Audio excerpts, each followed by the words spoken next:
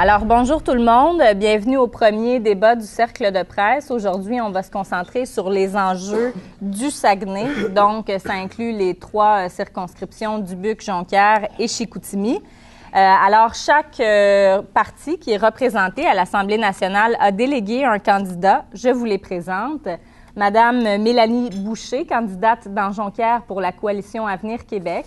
Monsieur Serge Simard, candidat pour le Parti libéral du Québec dans Dubuque. Monsieur Jean-Marie Claveau, député sortant de Dubuque pour le Parti québécois. Bonjour. Et Madame Marie-Lise Pinault-Chrétien, candidate pour Québec solidaire dans Dubuque également. Alors, il y a une forte représentation de Dubuque ici. Alors, pour la formule, les questions vont venir de vous, mesdames, messieurs, les membres du cercle de presse. Il y aura 2 minutes pour répondre aux questions et les candidats me feront signe pour avoir une réplique d'1 minute. Au départ, on va commencer avec une courte présentation de chacun des candidats et ensuite, on va y aller avec la période de questions pour le débat. Alors, allons-y, Madame Boucher, la parole est à vous. Bonjour, je me présente. Mon nom est Mélanie Boucher. Je suis candidate dans Jonquière pour la Coalition Avenir Québec. Ce qui fait que j'ai choisi de me présenter pour la Coalition Avenir Québec, c'est que je sens que le Québec est rendu au point de choisir quelque chose de nouveau dans son avenir politique. Et puis, moi, en tant que mère, en tant qu'entrepreneur, je trouve que les familles ont le droit d'avoir un juste retour des choses. Et je crois aussi là, que les entreprises doivent être épaulées dans leurs innovations. Puis, je crois surtout qu'il faut se sortir de ce méandre dans lequel on est pris depuis 40 ans. Une confrontation toujours qui prend trop de place entre les souverainistes et les fédéralistes. Alors, il faut vraiment espérer dans notre croissance, dans notre futur économique.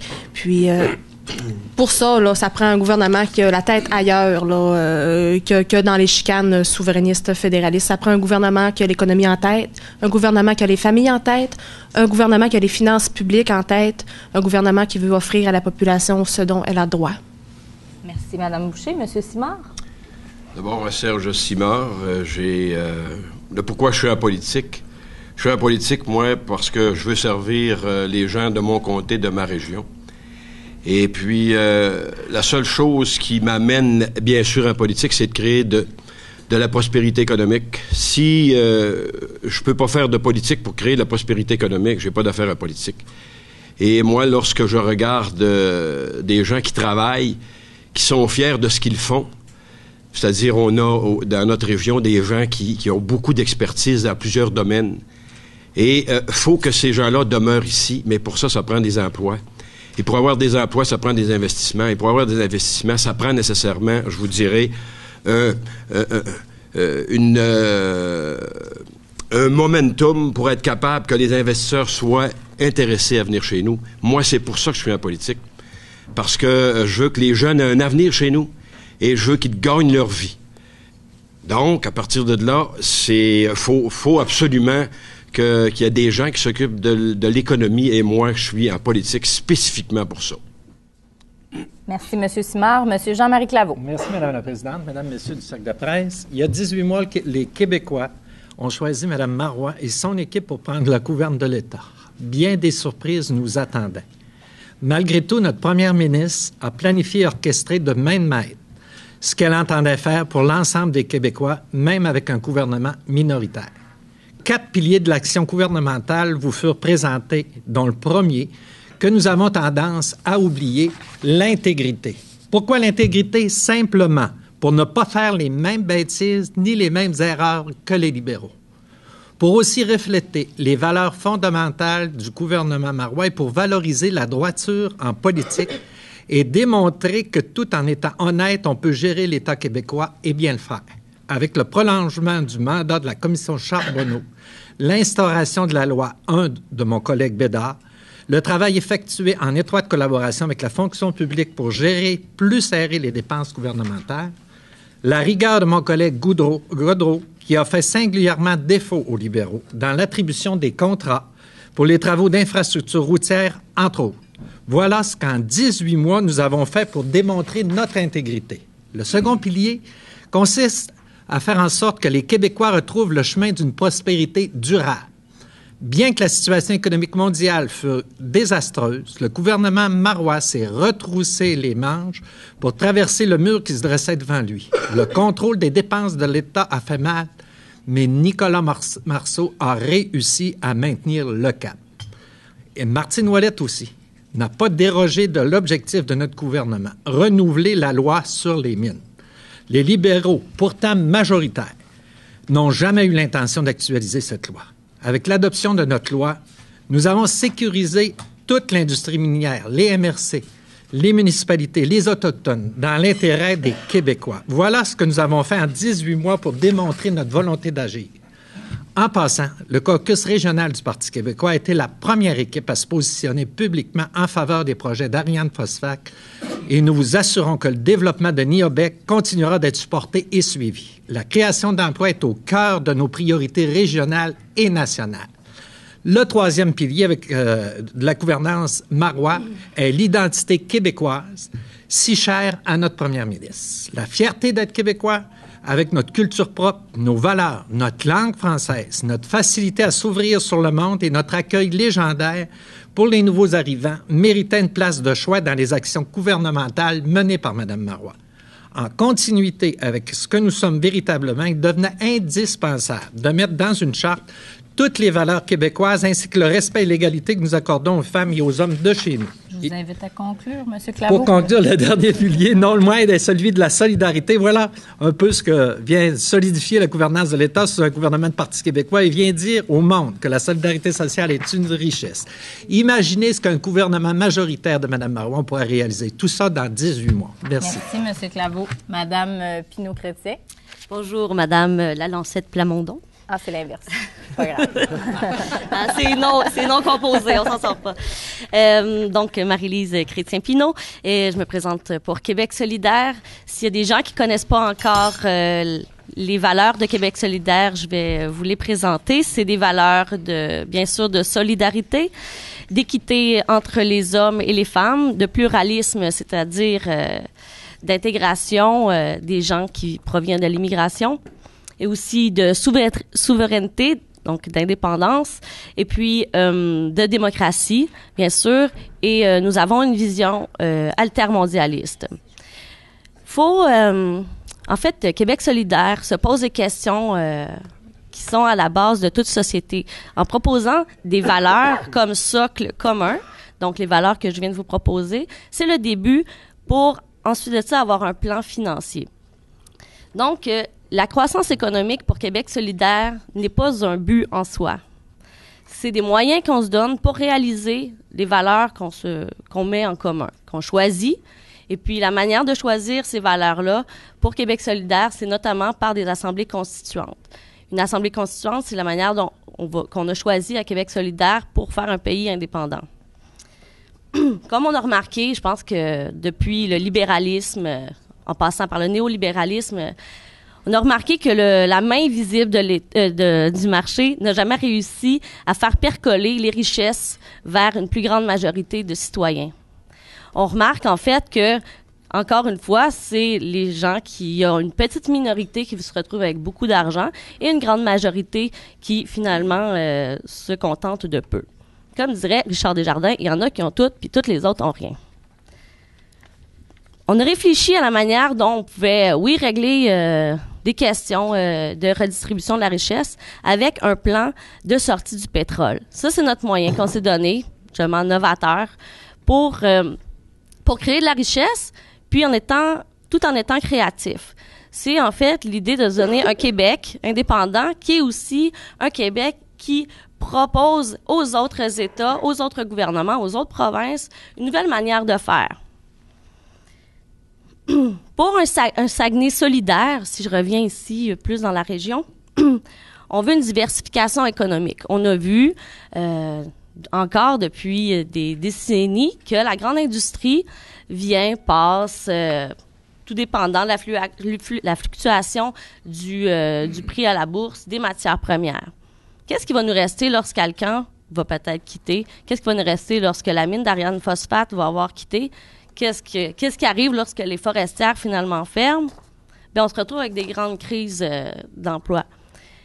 Il Je faut vais vous réfléchir inviter à à... conclure. Ah ben non. Il faut réfléchir à une manière de diversifier sur le long terme, en fait, l'économie. Je reviendrai plus tard, justement, sur les mines, la foresterie, puis l'agriculture, parce que c'est pas vrai que Québec solidaire est un parti qui ne s'intéresse pas aux questions économiques. Voilà. Pour maintenant. Alors, merci à vous quatre. On va débuter le débat avec une première question de Thomas Verville d'Énergie Info, suivi de Serge Lemelin du Quotidien.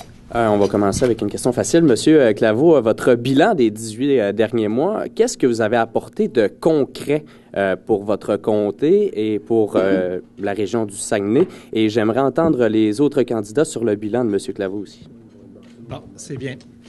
Alors oui, ça me fait plaisir d'y répondre. Alors dès le départ, vous savez que j'ai pris un dossier vide avec aucun dossier. Le député sortant avait à cœur la région, avait à cœur son comté. Alors il restait rien. Plusieurs dossiers étaient annoncés et non budgétés et non complétés. Il manquait il manquait des signatures pour la réalisation. Alors dans un premier temps, j'ai fait le tour du comté, rencontré les municipalités, rencontré les organisations pour compléter, monter leurs dossiers et partir à la recherche de certains dossiers non budgétés et non signés, qui manquaient des signatures. J'ai passé mon temps à réaliser et à poursuivre les dossiers en cours qui étaient déjà sur la table et qu'on n'avait pas. Alors, ça a été la première étape. Par la suite, on a rencontré une chose, on a été présent dans chacune des collectivités, soit par mon personnel ou moi personnellement, du territoire. Vous savez que le territoire, on part de Petit-Saguenay jusqu'à Bégin, Sainte-Rose-du-Nord, la Terrière inclusivement, et c'est ce qu'on a travaillé et desservi la population, plusieurs dossiers individuels. Concernant les dossiers particuliers des municipalités, finaliser les approbations pour la desserte ferroviaire de Grand-Anse, un dossier majeur. Compléter les accompagnements de Niobec, Ressources Ariane, auprès de la première ministre, pour que ces projets se réalisent. C'est des projets de longue date. Aussi, également, plusieurs projets sociaux. Vous prenez le service budgétaire à la baie. Depuis 10 ans, vous voulez avoir un financement permanent. Ça a été obtenu. Les gens sont très heureux de la situation et plusieurs organisations ont été soutenues.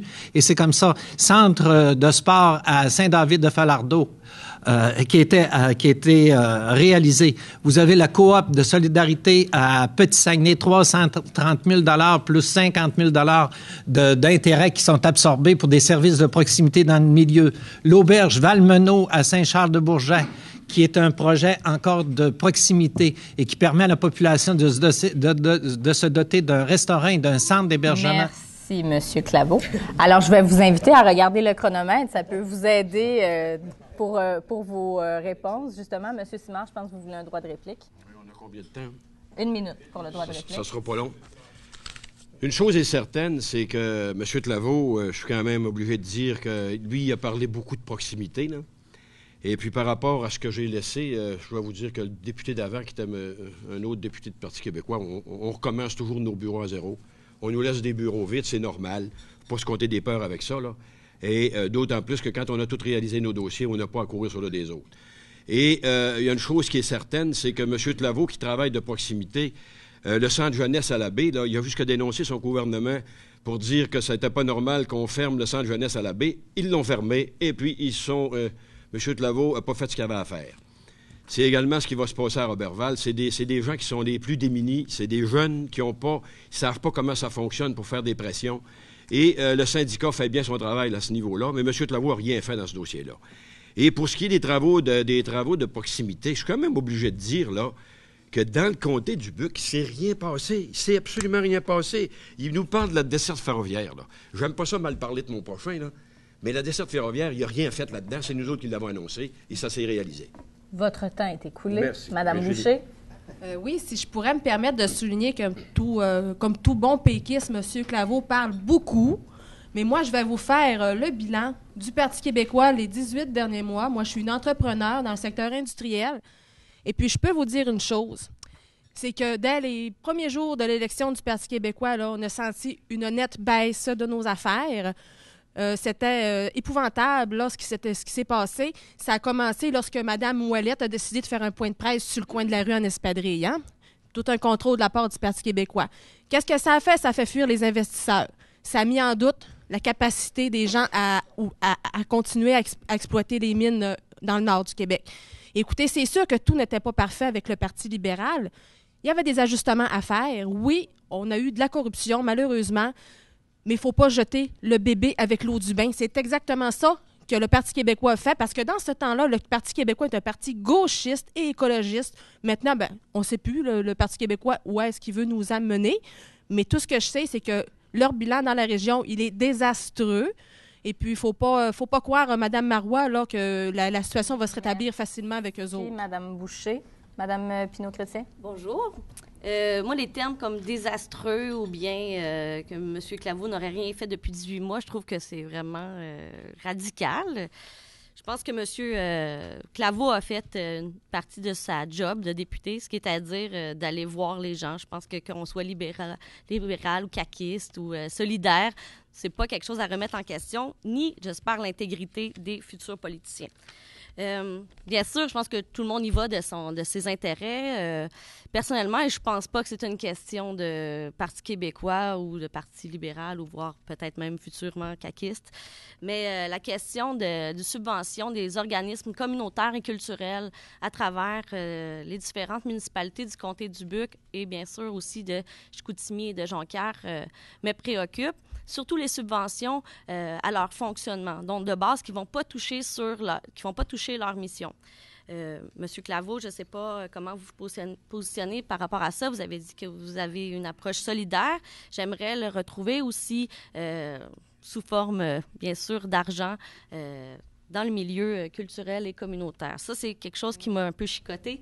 Puis, j'aimerais aussi questionner le 200 000 mètres cubes qui a été offert à Résolu à Saint-Fulgence, puis les impacts que ça peut avoir sur les communautés, sur la coopérative forestière des Quatre-Temps.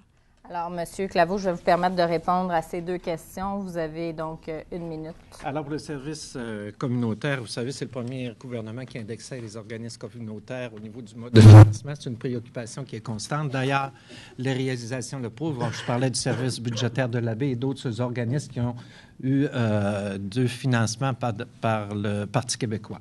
Concernant les 200 000 mètres cubes, alors vous saviez que Saint-Fulgence, tout le dossier de Résolu, il n'y avait rien de fait. C'était latent. Le gouvernement avait laissé la situation dans l'incertitude concernant la forêt. Vous avez vu qu'il y a eu le rendez-vous forestier qui est un succès. Même M. Couillard, qui était présent, a applaudi les résultats. Tous les gens de l'industrie étaient heureux. Et l'entente qui a été effectuée avec Résolu pour préserver les emplois au niveau de Kenogami, au niveau de l'usine d'Alma, c'est garanti. Vous savez l'importance du barrage Jim Gray pour la municipalité de Falardeau. Alors, l'entente est concluse et résolue, garantit des investissements, je crois, de l'ordre de 470 millions au niveau des industries.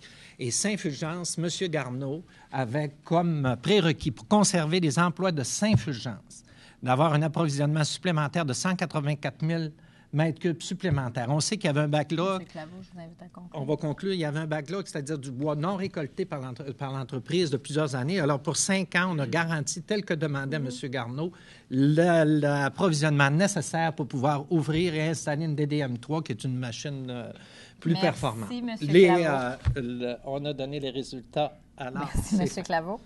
Je vais vous inviter à être discipliné, s'il vous plaît, chacun d'entre vous. Alors, prochaine question, M. Lemelin. Oui, bonjour, Serge Lemelin du Quotidien. Alors, ma question s'adresse à M. Simard. Vous avez été ministre dans le dernier gouvernement libéral, il y a 18 mois. Et précédemment, vous faites partie de ceux qui avaient voté 11 fois contre la création d'une commission d'enquête sur l'industrie de la construction. À la lumière de ce que vous avez vu, de ce que vous avez entendu, puis des perquisitions qui ont été faites à différents endroits qui touchent des proches du Parti libéral, organisateurs, etc., est-ce que vous pouvez nous dire aujourd'hui que vous regrettez d'avoir voté vous-même 11 fois contre la création de la commission ou qu'à un moment donné, ça aurait dû être plus rapide? D'abord, j'ai l'impression que c'est le jour de la marmotte ce matin. Il y a une affaire qui est certaine, on n'est plus là. Ici, là, au moment où on se parle, on va parler d'emploi. Moi, je fais le tour des parcs industriels. Là, puis savez-vous qu'ils ne me parlent pas de ça jamais. Là. Je suis quand même surpris de votre question ici ce matin, là. Parce qu'en réalité, ce qui est important pour moi dans mon comté, c'est de réaliser que des projets, c'est-à-dire qu'il y a des projets qui puissent se réaliser. On a 2 projets majeurs dans notre région, là. Je suis quand même surpris de voir qu'on n'en parle pas encore ce matin. Là. Il y a 2 projets qui vont créer 900 emplois à temps plein. Il y a 2 projets qui vont créer 2000, mettons à 2000 et 4000 jobs pendant la construction.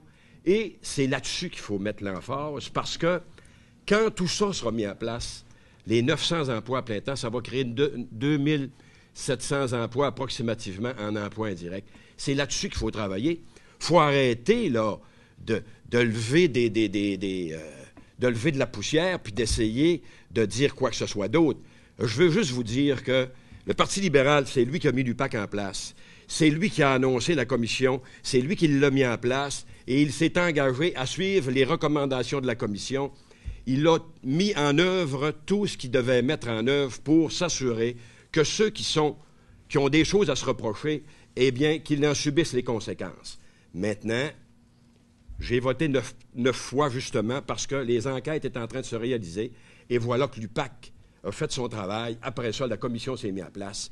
Et je n'ai plus rien d'autre à dire là-dessus. Donc, vous ne regretterez pas? Absolument pas. Merci, M. Simard. Est-ce que quelqu'un voulait un mot là-dessus? Oui. Monsieur Alors, M. Simard, Claveau? vous avez voté 10 fois parce que la 11e fois, vous étiez absent. Philippe Couillard a affirmé qu'il était à l'aise avec l'héritage entier du Parti libéral. Il se représente avec 18 anciens ministres. On a fait reculer la corruption. C'est l'intégrité qui avance. Alors, est-ce que vous étiez d'accord lorsqu'un candidat de Portneuf qui a dit que plusieurs députés au sein du caucus étaient en désaccord avec la position de M. Charest d'instituer la commission Charbonneau? Vous, est-ce que vous étiez d'accord avec votre chef de pas mettre en place la commission Charbonneau? La corruption, il faut que ça recule. Vous revenez encore avec les mêmes histoires de la diversion. On doit être capable de, vous le dites régulièrement, mâcher de la gomme puis marcher en même temps. Alors, on peut s'occuper de la corruption, de l'intégrité au sein du Québec et également créer de l'emploi. C'est ce qu'on a fait, nous autres. En arrivant, ça a été le projet de loi 1, ça recule la corruption. Et la prospérité, on a mis en place des mesures, des programmes. La Banque de développement du Québec, vous étiez contre. C'était l'institution avec Mme Hélène Zakaïd pour favoriser l'implantation d'entreprises. Et vous étiez contre, puis vous dites que vous êtes pour l'emploi. Monsieur Simard, je vous permets de répliquer. Oui, merci. Structure. Écoutez, c'est ça que je disais tantôt. Là, j'ai vraiment l'impression qu'on est en train d'écouter le film Retour vers le futur. Là. C'est quasiment... Pensez-vous qu'on va créer des emplois à faire qu'est-ce qu'on fait là ce matin? Là? Je pense qu'on n'en créera aucune, puis ça n'a pas aucune valeur ajoutée par rapport à mettre du pain sur la table des familles. C'est pas ça que les Québécois veulent entendre. Sur le terrain, c'est pas ça que j'entends, moi. Ce que j'entends, c'est qu'on parle d'emploi, on parle d'investissement, on veut des projets pour que nos jeunes puissent avoir un avenir ici.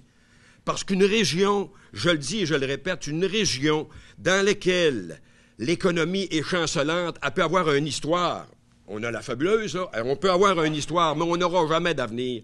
Si on veut garder nos jeunes ici, là, faut qu'on travaille sur des projets, faut qu'on travaille avec l'expertise qu'on a, faut que nos jeunes soient fiers de demeurer ici. Et c'est ça que j'ai le goût de faire en politique, moi, pas ce que M. Claveau fait.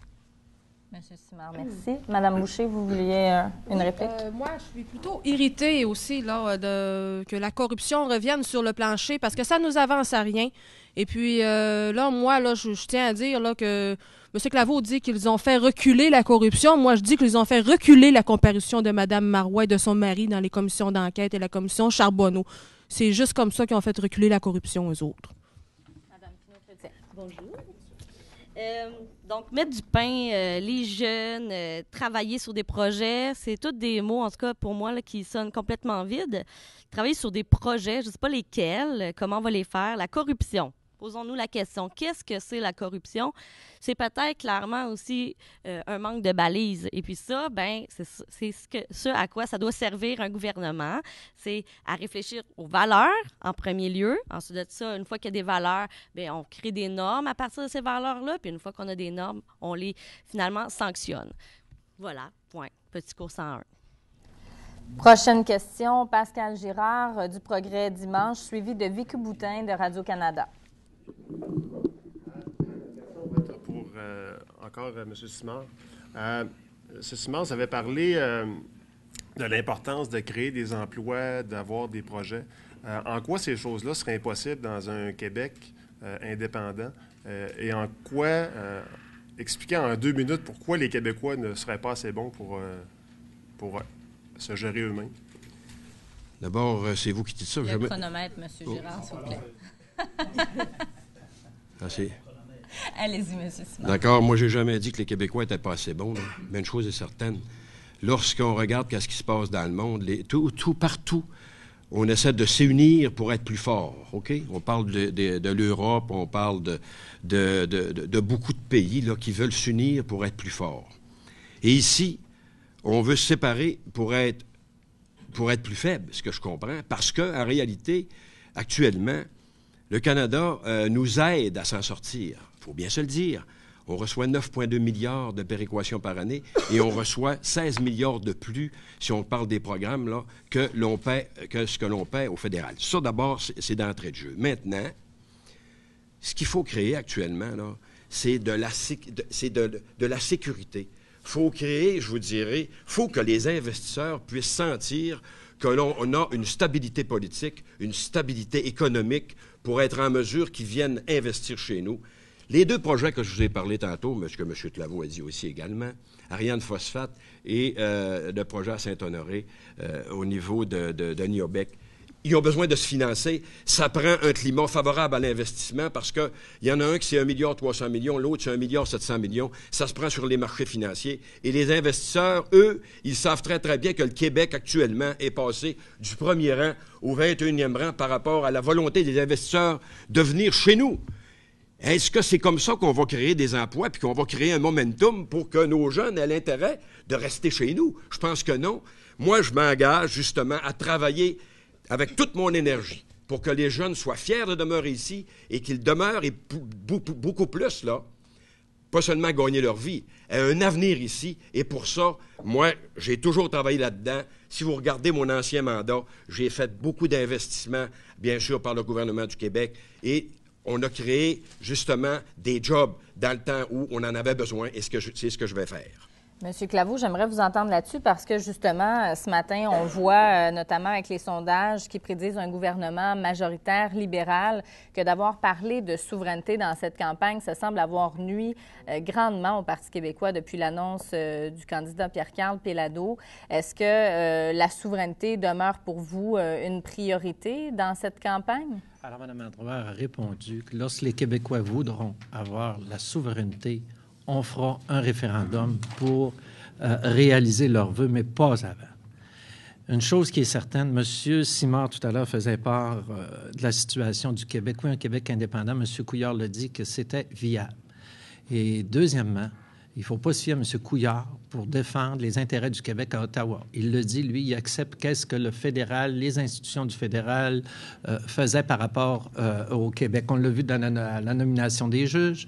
Il a dit, on laisse faire l'institution est correcte. Alors, comment pensez-vous quelqu'un qui veut représenter le Québec va aller défendre les intérêts du Québec? On a vu dans le domaine de la forêt, on a eu quelques millions de la part du fédéral et des milliards du côté de l'automobile en Ontario. Personne ne s'est levé. Alors, c'est ça, la Confédération. On veut, puis, juste un exemple, au niveau des finances publiques, le gouvernement libéral a créé le tiers du déficit accumulé. On veut retourner là-dedans. Juste la mise en place du contrôle. On a économisé 240 millions du côté du ministère des Transports. C'est de l'argent des Québécois, là, 240 millions juste en mettant des règles. Est-ce qu'on veut retourner à la même gouverne avec le Parti libéral? Je ne crois pas. Les Québécois sont intelligents. On ne veut pas retourner dans le passé. Merci, M. Claveau. Prochaine. Vous voulez répondre, madame? Allez-y. En fait, quand on parle on a peur que les investisseurs cessent de venir investir probablement dans les mines, dans la foresterie, etc., etc. Bien sûr, Québec solidaire se voit indépendant, souverain, parce qu'il y a un plan, justement, basé sur l'indépendance au pétrole. Je sais que ça peut choquer plusieurs d'entre vous, mais c'est possible de faire de l'argent, d'avoir un pays stable économiquement, viable socialement et d'en plus de devenir indépendant vis-à-vis le pétrole. Donc, les investisseurs, peut-être qu'ils ne viendront pas investir dans le pétrole chez nous, mais peut-être qu'ils vont investir dans les futures technologies vertes, puis peut-être que ça va les intéresser aussi, peut-être qu'on va pouvoir exporter nos nouvelles connaissances. Voilà. Merci beaucoup. Prochaine question, Vicky Boutin, Radio-Canada, suivie de Bertrand Tremblay. Vous avez parlé tout à l'heure, vous avez parlé du projet d'Ariane Phosphate dans votre comté. J'aimerais savoir, si vous êtes élu le 7 avril, qu'est-ce que vous pourrez faire concrètement pour faire atterrir ce projet-là et à la fois pour répondre aux inquiétudes des citoyens du secteur de Saint-Fulgence? Particulièrement M. Claveau, M. Simard aussi, ceux du comté du Buc particulièrement. M. Claveau. Merci bien. Alors, c'est poursuivre l'accompagnement d'Ariane Phosphate, qui ont rencontré déjà. Mme Marois a nommé quelqu'un spécifiquement à son cabinet pour suivre le dossier d'Ariane Phosphate, pour sa réalisation, pour son financement.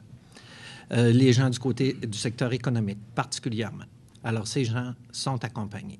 Et présentement, ils sont dans des études particulières pour la réalisation, entre autres, pour l'exportation du minerai, la transformation. Ils sont en études. Ça, c'est nouveau, le projet de mine. Avant ça, moi, l'ancien ministre délégué des Mines, il disait que la transformation, c'était l'appauvrissement de la population. Nous, c'est pas ça. Il y a une obligation. Ils vont faire une étude de faisabilité quant à la transformation. C'est des emplois. On veut garder le plus possible des emplois en région et au Québec.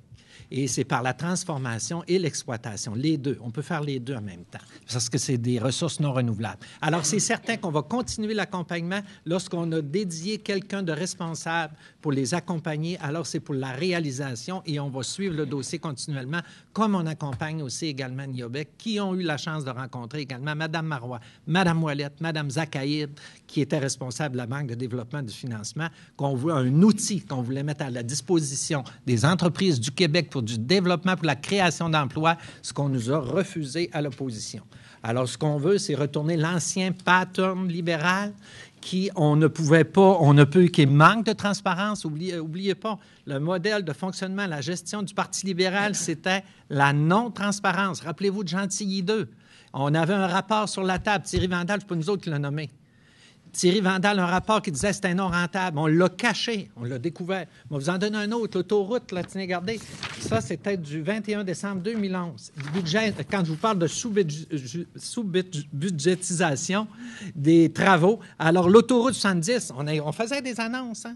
On en faisait, manque 345 millions de dollars. Avant Noël 2011, ils savaient qu'ils n'auraient pas d'argent. Mais on l'a annoncé. Alors, les annonces, on est parti. C'est l'inflation verbale des annonces du Parti libéral non budgétées. Ou si ça se réalise, on va nous continuer dans la spirale de l'endettement. Le tiers de l'endettement du Québec a été effectué pendant les 9 ans du Parti libéral. Monsieur Simard. Oui. D'abord, premièrement, M. Claveau dit encore une fois n'importe quoi à ses collègues la même affaire. Quand j'ai dit, moi, que la transformation, j'ai tout le temps dit que obliger les investisseurs à faire de la transformation allait les décourager. Tout ce qu'on voulait faire par créer des emplois en faisant de la transformation, on va créer de la pauvreté parce que les investisseurs n'investiront pas. C'est ce que j'avais dit. Maintenant, manipulation des mots, comme d'habitude, sont forts là-dedans. Maintenant, par rapport à l'autoroute 70, elle est terminée. C'est qui l'a fait? C'est le Parti libéral du Québec, OK? L'autoroute 75. Et si ça avait été le PQ, là, je dois vous dire qu'on ferait comme l'autoroute Almont-Labbé, on serait encore dedans après 35 ans. Et j'ai annoncé 50 millions, moi, pour l'autoroute j'ai construit des viaducs. On a défriché la grandeur de l'autoroute. Et je dois vous dire que depuis qu'ils sont là, c'était des mots. On a promis des choses, mais il n'y a rien qui s'est passé. M. Claveau, c'est surprenant de l'entendre ce matin. Merci beaucoup. Oui, allez-y. Puisqu'on est ici pour représenter tous les candidats de la région, je vais prendre la parole pour le comté du Buc. Nous, à la Coalition Avenir Québec, on appuie entièrement le projet Ariane Phosphate. Puis, tout ce qui est bon économiquement pour la région va être pris en main là, par les députés caquistes, bien sûr. Madame Chrétien. Bonjour. Je ne sais pas pourquoi il y a une guerre sur l'autoroute. Là, en ce moment, on parlait de la question minière, mais il fallait le soulever, semble-t-il. Évidemment, la question d'Ariane Phosphate pour Québec solidaire, si on est élu, il y aura 51% des investissements qui seraient conjoints. En fait, nous, on participerait en tant que gouvernement à faire de l'exploration et puis l'exploitation, mais on aurait aussi les redevances. Peut-être qu'on pourra parler après ça du pricing transfer ou du transfert de prix avec messieurs ou des paradis fiscaux. Cet argent-là, elle va nous échapper encore une fois. J'aimerais ça qu'il y ait peut-être un journaliste ici qui décide de regarder ça pendant les prochaines années, mais l'argent des mines ne reviendra pas ni dans la région, ni dans le gouvernement, et puis ça ne sera pas retraduit par des mesures sociales. Ça, c'est évident. Ensuite de ça, de faire un deuxième port, quand il y en a un en face qui est sous-exploité, ça me semble complètement paradoxal. Je pourrais continuer sur l'idée que la mine de phosphate doit être exploitée. Oui, ça c'est sûr. OK, je suis d'accord avec ça. On a même un devoir de le faire parce que c'est des engrais, mais j'aimerais ça que ça soit fait dans une deuxième et une troisième transformation pour que vraiment l'argent vienne ici. Monsieur Bertrand Tremblay. Durant la campagne électorale, on a l'impression de vivre en Basse-Clos, ici au Saguenay-Lac-Saint-Jean, parce que la campagne se déroule ailleurs. Se déroule principalement dans la région de Québec. La région de Québec qui, elle,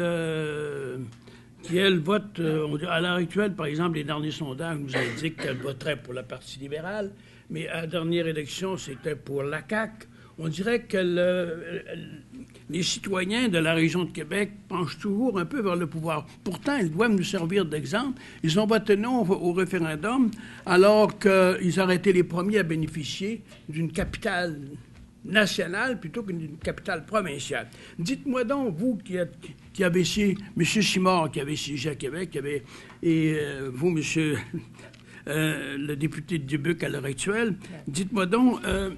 quel est le mystère de Québec? Comment est-ce que vous analysez le mystère de Québec?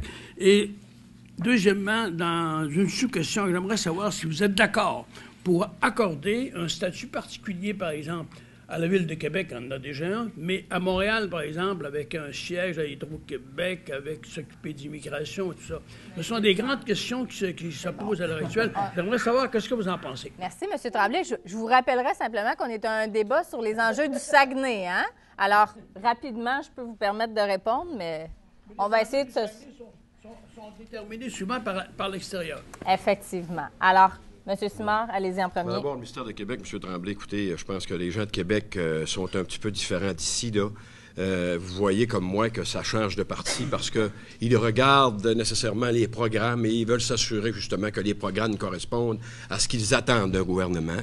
Et c'est la raison pour laquelle ils sont à l'écoute. Ce sont des gens qui votent différemment d'ici. Et bon, c'est ce que vous comparez, là, les gens d'ici et les gens de Québec. Mais maintenant, ceci étant dit,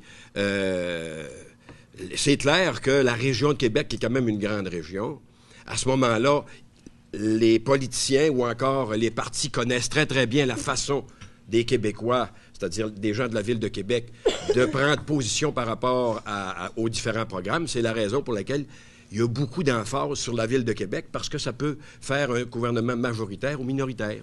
C'est ça, c'est la réponse que je peux vous donner là-dessus. Madame Boucher. Moi, je ne suis pas une sociologue. Là, je suis ici pour parler de la région et des enjeux de la région. Alors, j'ai pas vraiment de réponse à vous donner. Je suis dans l'interrogation comme vous. Écoutez, je peux pas vraiment déterminer qu'est-ce qui fait que les gens de Québec votent pour un parti ou un autre. Là, j'ai pas étudié la question. Madame Pinot-Chrétien. Bien, ça donne que moi, je suis anthropologue. Oui. En fait, les gens de Québec, dans une approche de Québec solidaire, on pourrait voir en regardant le profil socio-économique des gens de Québec, c'est des gens qui sont confortables et donc ils veulent maintenir leurs acquis. Donc, c'est sûr que de voter conservateur pour eux, c'est avantageux, voilà. Oui. D'être, ben pas évidemment au niveau de la droite, le conservatisme. Oui. Mais voilà, c'est ma réponse. Monsieur Claveau. Alors, je ne suis pas un spécialiste de Québec-Montréal, mais ce que je peux vous dire, ce que les maires revendiquent, c'est un peu les pouvoirs de cité-État. C'est revenir dans le passé. Les cités-États, mais on veut avoir plus de responsabilités, mais je pense qu'il faut regarder et gouverner en fonction de l'ensemble du Québec, puis le véritable parti des régions, c'est le Parti québécois. Alors, moi, que les gens revendiquent au niveau central, on peut bien vouloir prétendre de tous les budgets de l'ensemble du gouvernement, mais il faut moduler et gouverner pour l'ensemble du Québec. Ça fait partie, comment on pourrait dire, c'est légitime pour eux de revendiquer, mais je pense qu'un gouvernement ne peut pas répondre positivement à de telles demandes. Prochaine question, Pascal Girard, Le Quotidien. Oui. Double. Oui. Ma question va être pour Mme Boucher de la CAQ. Évidemment, la réplique ira à Mme Pinault-Chrétien ou Chrétien-Pinault. Chrétien-Pinault. C'est un ordre alphabétique, je vais me rappeler. Comment c'est de faire campagne et comment c'est de faire passer votre message quand, au Saguenay-Lac-Saint-Jean, la bataille se dirige, on le voit dans les sondages, historiquement, entre le Parti québécois et le Parti libéral? Comment c'est de faire campagne et de vous retrouver à la même table que les deux partis traditionnels? Écoutez, cette campagne-là, moi, je suis quand même réaliste dans cette campagne-là. Je la fais avec mon cœur. Je rencontre les gens, je prends en considération ce qu'ils me disent. Et ce qu'ils me disent, c'est qu'ils sont tannés, ils sont désabusés, ils n'y croient plus, puis ils ont besoin d'entendre autre chose. Moi, j'apporte des nouvelles idées, j'apporte des structures là, qui peuvent intéresser les gens, mises en place dans le programme de la Coalition Avenir Québec. Ceci étant dit, ce qui m'a poussé à me présenter aussi là, en politique, c'est parce que moi-même, je suis, excusez-moi là, le terme, là, mais écœurée là, de ce qui s'est passé au cours des derniers mois. Puis moi, j'ai aucune félicitation à faire au Parti québécois. Écoutez, écoutez, en février, on a perdu 2400 emplois dans la région sur les 26 000 au Québec. Nous sommes 3 % de la population, ce qui nous place au tiers des pertes d'emplois totales. Alors moi, là, le bilan, là, je suis loin de le trouver positif, puis c'est de ça que j'ai envie de parler aussi. Madame Chrétien-Pinault. Bon, écœuré, tanné, tout ça, là, tout le monde l'a dit, là, qu'on vienne de n'importe quel parti. Semble-t-il que tout le monde est écœuré, tout le monde est tanné, tout le monde est cynique. Super. Des nouvelles idées, s'oublie. Semble-t-il que tous les partis, même les anciens partis, ont des nouvelles idées. Puis bon, je vais y aller d'une manière très surprenante en vous disant que Québec solidaire, c'est le seul parti qui a vraiment des nouvelles idées. On n'est pas axé sur la croissance économique à tout prix. Notre objectif, c'est pas de faire croître du capital dans les poches d'une partie de la population, c'est que tout le monde, qu'il y ait le message de solidarité, de justice, d'équité sociale, puis ça va aussi pour les jeunes entrepreneurs et les familles, etc. C'est juste que notre message ne commence pas par « il faut à tout prix équilibrer un budget, le déficit zéro ». Ça, c'est de la frime, là. On est là-dedans depuis des dizaines et des dizaines d'années, parti après parti. Mais justement, Québec solidaire, c'est pas son objectif. Et bien sûr, c'est pas d'entêter le Québec, mais c'est de faire, à partir de manière intelligente, une meilleure justice sociale, une meilleure redistribution de la richesse. Et ça, semble-t-il que c'est nouveau. Voilà. Merci beaucoup. Je vais y aller de ma propre question. Maintenant, je m'en permets une. J'aimerais savoir, dans le cas où vous êtes élu, peu importe la circonscription, de quelle façon vous entendez interagir avec le maire de Saguenay? Comment est-ce que vous entrevoyez les relations du gouvernement du Québec avec la ville de Saguenay? On va commencer, on va changer le pattern, comme vous l'avez dit tantôt. On va commencer avec vous, Mme Chrétien-Pinault. Bon, je ne m'attendais pas à ça. Oui, on va y aller avec, disons, 1 minute chaque. 2 minutes chaque. Ce ne sera pas suffisant, je ne sais pas. OK. Le maire de Saguenay, c'est peut-être un moyen, c'est peut-être une question détournée pour parler de la charte, là, mais dans l'approche de Québec solidaire, bien sûr, je vais en parler. La manière on est pour la charte, mais pas comme elle est. On est comme elle est actuellement proposée par le Parti québécois. Donc, ça risque de poser problème avec M. Tremblay. On en discutera bien sûr avec lui. Mais il n'y aura pas de crucifix, il n'y aura pas de prière non plus à la mairie, ça c'est sûr. Donc, on aura une petite discussion. Peut-être qu'il n'aimera pas ça. Sinon, bien sûr que le gouvernement provincial a à dealer avec les gens de la MRC et des municipalités. Ça me semble tout à fait logique. Et puis, si on réfléchit comme Québec solidaire, c'est que finalement, on part de la base pour comprendre, pour l'amener vers le gouvernement supérieur. Donc, c'est clair que les municipalités, c'est les premières instances gouvernementales qui sont en contact avec les citoyens. Donc, oui, il n'y a pas juste non plus le maire Tremblay dans toute cette histoire-là. Donc, on va évidemment être capable de s'asseoir, de discuter, puis de favoriser une démocratie participative. Voilà. Monsieur Claveau. Alors, moi, je vais poursuivre le modèle de fonctionnement avec M. Tremblay, comme avec tout l'ensemble des maires. Je les ai rencontrés encore régulièrement au mois de janvier. Le maire était parfaitement heureux des approbations concernant la desserte ferroviaire, du travail du député de Dubuc. Et lorsqu'il y a quelque chose, on est en contact régulier et les messages passent très bien. Comme je travaille avec l'ensemble, que j'ai rencontré l'arrondissement, le conseiller de la Terrière, celle de Chipcha, celui de Canton-Tremblay, qui sont sur mon territoire, et également l'ensemble des élus. Alors, c'est le même modèle de fonctionnement, et lorsqu'il y a des projets, puis qu'on m'en fait part, je les accompagne, je les suis jusqu'à leur réalisation, et je vais continuer avec la même collaboration, et j'ai aucun problème avec M. Tremblay, particulièrement pour Dubuc. Moi, je n'ai pas de problème avec. Madame Boucher. Oh, le modèle de fonctionnement des députés et ministres péquistes dans la région avec le maire Tremblay. Oh. Écoutez, moi, ce modèle-là, je le rejette complètement, là. Moi, un maire comme le maire Tremblay, qu'on l'aime ou qu'on l'aime pas, il est très coloré, le maire Tremblay, mais ça reste que c'est notre maire, puis c'est un homme qui tire beaucoup pour sa ville, OK? Alors moi, là, quand je lis des choses en journal, là, que le maire dit que M. Gaudreau et M. Bédard n'ont même pas retourné ses appels dans le dossier de Ferro Atlantica. Mais écoutez-moi, là, les gens de Jonquière, là, si vous m'élisez comme député, ce sont des choses qui n'arriveront pas. Il y a des limites à la partisanerie. Hein? On fait de la partisanerie au détriment du développement régional. C'est grave, ça, mes chers électeurs. Il faut s'informer comme du monde, là, puis regarder là, qu'est-ce qui s'est fait, là, puis lisez les journaux, écoutez la radio, là, puis regardez comment M. Gaudreau, en particulier, se comporte avec notre maire, là, puis vous allez voir le modèle de relation PQ-maire Tremblay. Monsieur Simard, vous l'avez bien connu, vous avez travaillé avec lui longtemps. J'ai travaillé avec lui comme ministre, j'ai travaillé aussi avec lui comme élu municipal. On a très bien fonctionné, on a discuté. C'est clair qu'on discutait pas avec le maire Tremblay là, sur les tables de presse. On discutait avec lui entre quatre yeux et j'ai toujours eu une entente avec le maire Tremblay.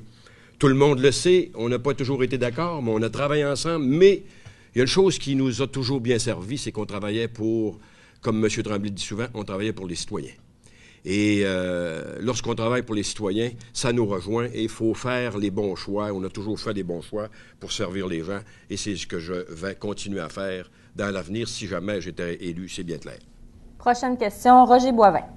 Oui, bonjour, messieurs, dames. Ce matin, le gouvernement a fait des gros efforts pour améliorer, pour relancer l'investissement dans l'aluminium avec la grande annonce de 2006, un plan de 10 ans avec des milliards d'investissements. Malheureusement, le contexte récemment s'est empiré, mais quel serait votre plan de match pour compléter le plan d'investissement AP60 et pour 2016 et le projet Alma? Bien sûr, Alma, c'est au lac, mais enfin, c'est une industrie de la région et qui, bien sûr, on a mis beaucoup d'énergie, sans jeu de mots, et d'argent, de crédit d'impôt dans ce dossier-là. Alors, comment on ferait pour le concrétiser le plus rapidement possible, bien sûr, pour les emplois et le bien-être de notre région? Madame Boucher? Monsieur Claveau. Oui, Madame Boucher, c'est vrai, Jonquière, c'est vrai. Oui, écoutez, dans ces affaires-là, ce sont des choses dont le gouvernement doit s'occuper, là, absolument. Là, des grandes entreprises comme ça, il faut soutenir ça. Moi, je pense que peu importe qui va être au pouvoir, là, c'est important de s'en occuper. Puis je pense qu'il n'y a pas un imbécile là, qui oserait ne pas s'en occuper. Là, je veux dire, écoutez, là, c'est dans le courant normal des choses. Mais par contre, faut que la balance reste positive pour la communauté, bien sûr. Mais c'est un projet que si moi je suis élue, là, écoutez, que je vais prendre en main certainement, puis je vais travailler fort pour que tout ça arrive à point. Et puis nous, à la coalition, on n'est pas très, très friands là, de la structurite. Alors, si on décide d'y aller puis d'offrir un package, bien, ça ne prendra pas 5 ans, là. Monsieur Simard? Écoutez, d'abord, je l'ai dit, vous savez comme moi qu'AP60, ça a demandé beaucoup de centaines de millions de dollars, pour ne pas parler de milliards de dollars d'investissement.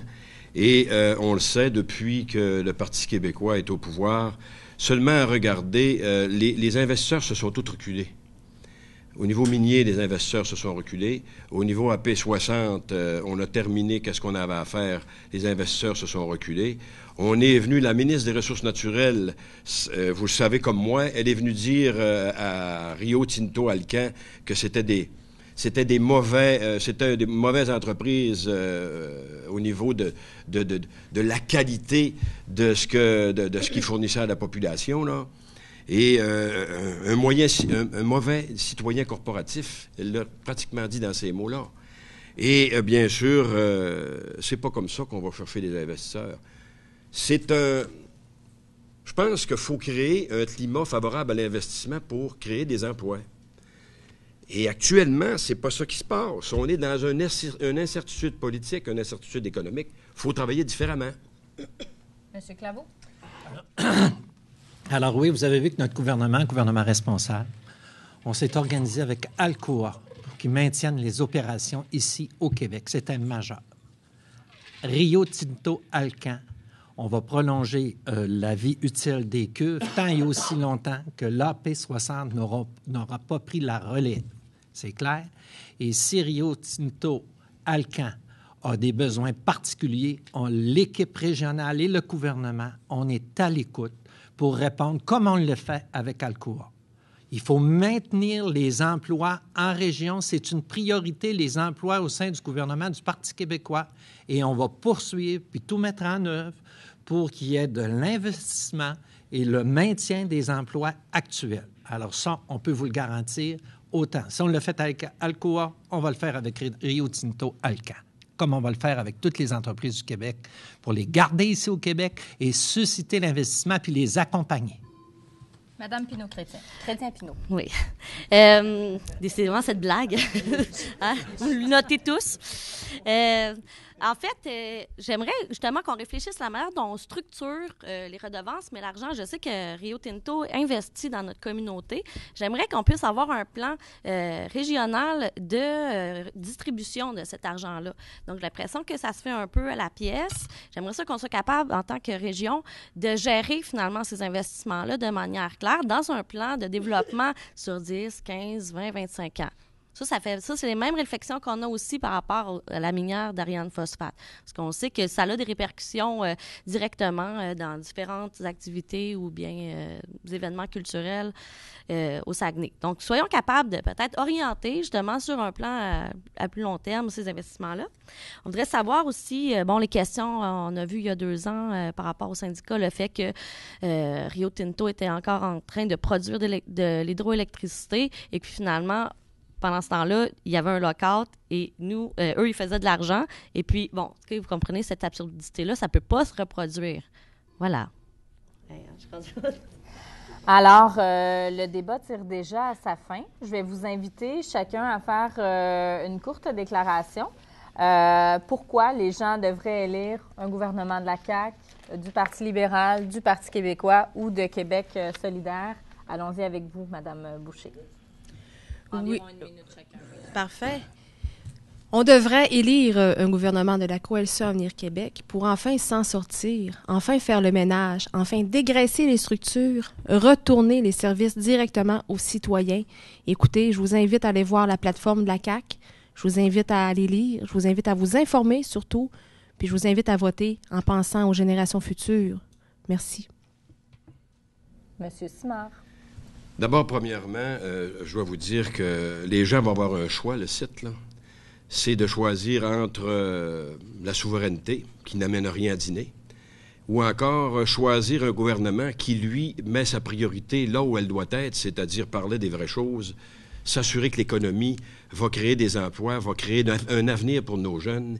Et c'est ça qu'on veut mettre en place pour être en mesure de s'occuper, bien sûr, de la santé et de l'éducation. C'est exactement ce que l'on veut faire pour le bien de la population, parce que ça prend des sous, et pour avoir des sous, ça prend des investissements et des emplois, et c'est exactement ce qui n'arrive pas avec le Parti québécois. Et ça, c'est fortement regrettable. Regardez qu'est-ce qui se passe dans le comté du Buc. Il n'y a plus rien qui se passe dans le comté du Buc. Les projets sont sur la glace. Ça prend plus de temps à les réaliser parce que les investisseurs ne sont plus là. Donc, c'est là-dessus qu'il faut travailler pour s'assurer qu'ensemble, on va gagner l'espoir pour nos jeunes. Madame Pinot-Chrétien. Ah, OK. J'aimerais vous, mettre à votre connaissance que l'agriculture et la foresterie dans du Buc et dans Saguenay correspondent à plus ou moins 4 finalement de notre économie. L'extraction minière correspond à peu près 1,6 %. C'est quand même étonnant que ça soit... c'est pas étonnant, mais du moins, on accorde beaucoup d'intérêt à ces 2 questions-là. La question des communautés dévitalisées, par contre, on n'en parle pratiquement pas. Avec Québec solidaire, on veut vraiment diversifier une économie. On veut offrir aussi du communautaire, du culturel, puis un milieu de vie intéressant, intelligent, qui qui va être économiquement viable pour tous, et qu'une fois que les fluctuations bancaires diront que finalement le phosphate ne se vend plus, bien, on va être capable de vivre encore chez nous. Merci beaucoup. Monsieur Claveau. Merci, Mme Plamondon-Lalancette. Alors, l'équipe du Parti québécois vous offre une équipe régionale forte, désireuse de créer des emplois bien rémunérés. Poursuivre déjà le travail amorcé depuis 18 mois sur l'assainissement des finances publiques, le contrôle des dépenses et faire disparaître pour de bon la collusion et la corruption. Ce que le Parti libéral vous offre, Couillard, Charest, c'est la même chose avec 18 anciens ministres, c'est la même équipe. On revient dans le même pattern. On a fait reculer la corruption pour faire avancer l'intégrité, la prospérité, la création d'emplois. C'est avec le Parti québécois. Le contrôle des dépenses, plus du tiers de la dette accumulée du Québec a été fait pendant les 9 années de pouvoir du Parti libéral. M. Couillard a encore annoncé un déficit de 15 milliards dans les prochaines années. Il faut prendre le contrôle des dépenses, il faut créer des emplois et c'est avec le Parti québécois qu'on va les créer et il faut envoyer à Québec une équipe forte au Saguenay-Lac-Saint-Jean. Merci beaucoup. Merci à vous quatre. Je vous invite au second débat donc, qui traitera des enjeux concernant le Lac-Saint-Jean. Ça aura lieu ici à 9h le 2 avril prochain. Merci tout le monde. Et demain, on a un cercle aussi à 9h, notamment avec Bernard Landry, ex-premier ministre du Québec, Patrick Rich, ex-dirigeant d'Alcan, et Lucien Gendron. On va parler d'aluminium demain. Merci beaucoup.